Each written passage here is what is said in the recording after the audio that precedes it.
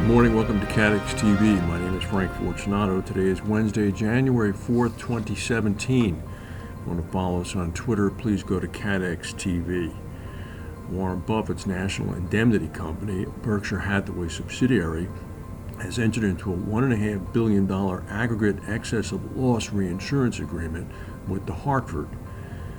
The premium was $650 million that the Hartford is going to pay to Buffett's company, and in return, Buffett is going to provide $1.5 billion of reinsurance that's going to cover adverse net loss developments on a portion of the Hartford's asbestos claim book.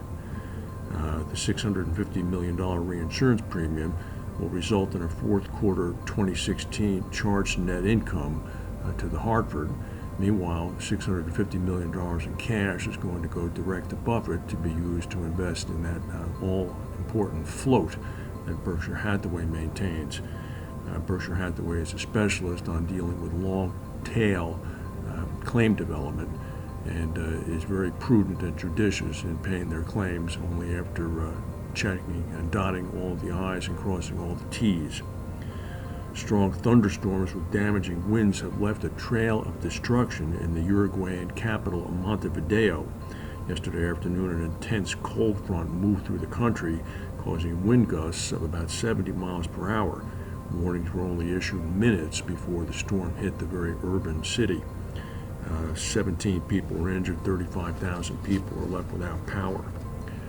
The designee for Secretary of State in the United States, Rex Tillerson, who is the former CEO of Exxon, is severing his ties with the company. He's going to receive a $180 million retirement package. This is ahead of his Senate confirmation hearing scheduled for later this month. Tillerson had worked for Exxon for more than 40 years. He's giving up about $7 million in compensation that he would receive had he stayed with the company until March. So he's only getting $180 million. According to Munich Re, earthquakes and powerful storms contributed to make 2016 the worst year for insured losses since 2012.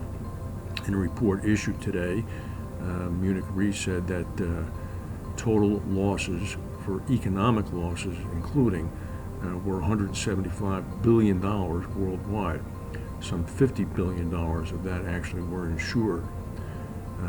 Munich Re said that the costliest losses were back-to-back earthquakes in Kumamoto, Japan, which occurred in April. They also noticed that the Chinese floods in June and July ranked second in terms of economic losses at about $20 billion, but only 2% of that was insured.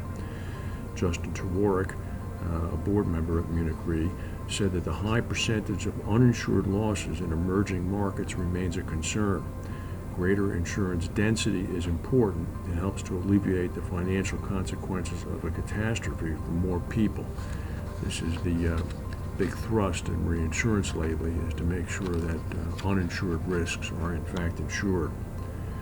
That problem that occurred 2 nights ago in the United States at the Customs Department, which caused massive lines, gargantuan lines, according to news reports, during a 4-hour delay in which the computer system went down, in fact, was due not to hackers, but to a software update.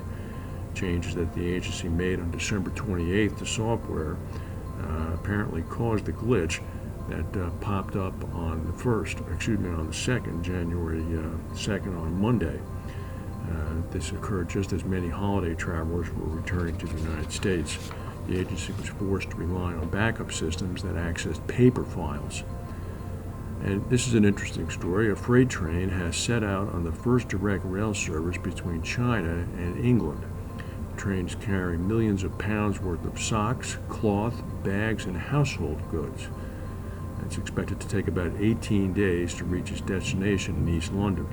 The train left the Chinese manufacturing city of Yiwu in the eastern part of China on Sunday. It's going to travel 7,500 miles across 7 countries and through the Channel Tunnel to reach London.